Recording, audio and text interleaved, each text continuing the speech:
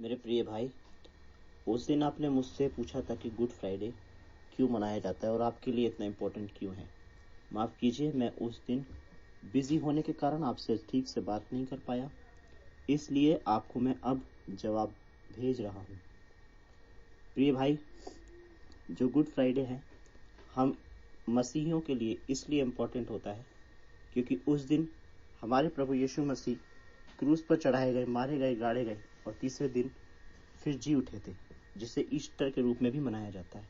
इसलिए हमारे लिए गुड फ्राइडे और ईस्टर दोनों ही दिन बहुत ही इम्पोर्टेंट होते हैं।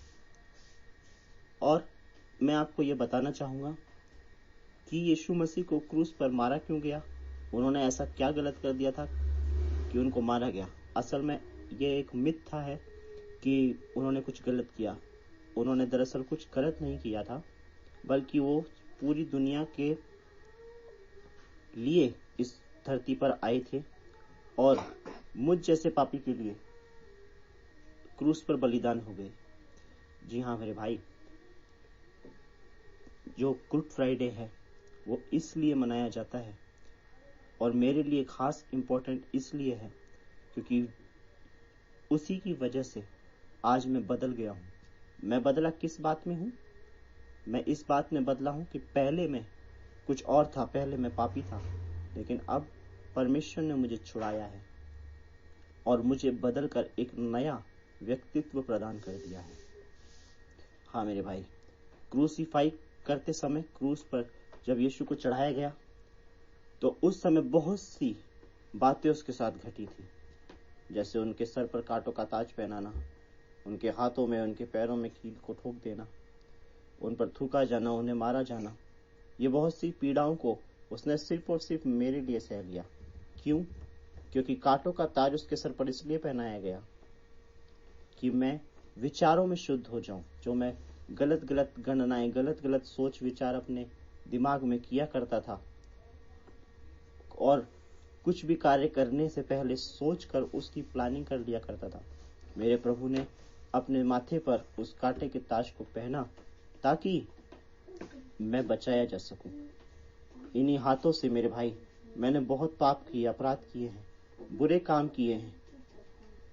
लोगों को मारना, उंगली उठाना, लोगों पर दोष लगाना, लेकिन मेरे परमेश्वर ने अपने हाथों में कील इसलिए सह ली कि मेरे इन कामों का दंड मुझ पर ना मिले। क्योंकि बाइबल इस प्रकार कहती है मेरे मित्र कि पाप की मजदूरी तो मृत्यु है। पाप एक ऐसी चीज है, एक ऐसा काम है जिसे करने के बाद कोई मनुष्य बच नहीं सकता।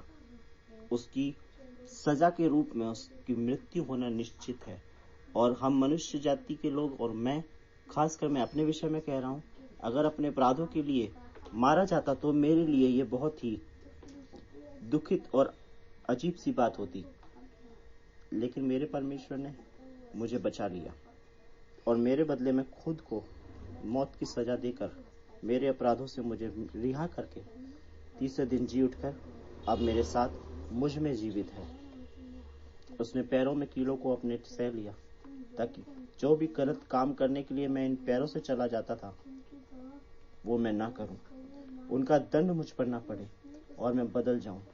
जो भी कुछ मैंने किया वो मैंने यीशु मसीह को जानने से पहले किया, और जब मैंने उसे जान लिया तो उसका बलिदान होना मुझे इन सब बातों से, इन सब अपराधों के दंड से बचाने के लिए मुझ पर लागू हुआ। जो गुड फ्राइडे के दिन घटना घटी, अर्थात यीशु मसीह को क्रूस पर चढ़ाया गया, उन्हें मारा गया। बाइबल में मेरे भाई यशायाह 53 के 4 अध्याय में लिखा है कि उसे परमेश्वर ने जब दंड दिया तो हमने उसे मारा कूटा और दुर्दशा में पड़ा हुआ समझा।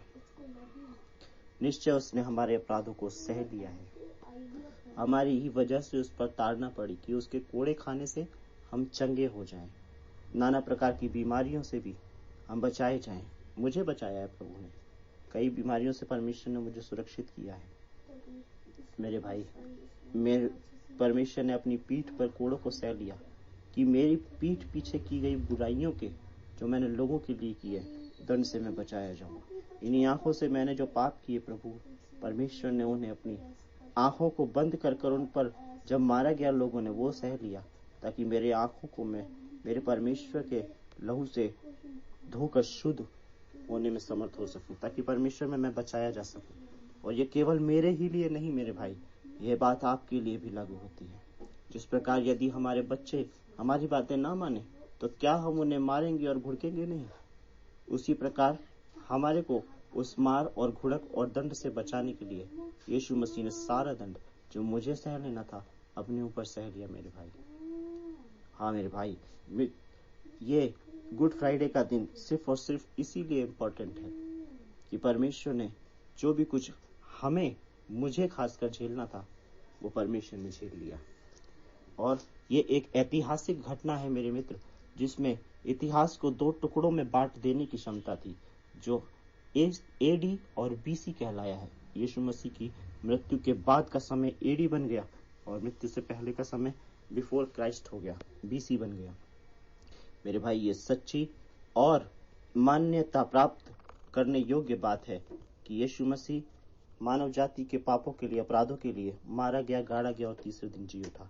ठीक उसी प्रकार की जब किसी भी पाप की क्षमा के लिए बलि चढ़ाना आवश्यक होता है, किसी बकरे का, किसी भेड़ का बलि चढ़ाना आवश्यक होता है, लेकिन वो इसलिए चढ़ाया जाता है ताकि किसी निर्दोष के खून बहाए जाने से जो दोषी है उसका दोष माफ कर दिया जाए।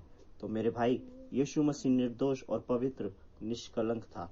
जब वह मारा गया तो मुझ जैसे पापी का दोष धो दिया गया। उम्मीद है आपको मेरी बात समझ आई। धन्यवाद। नमस्ते मेरे प्रिय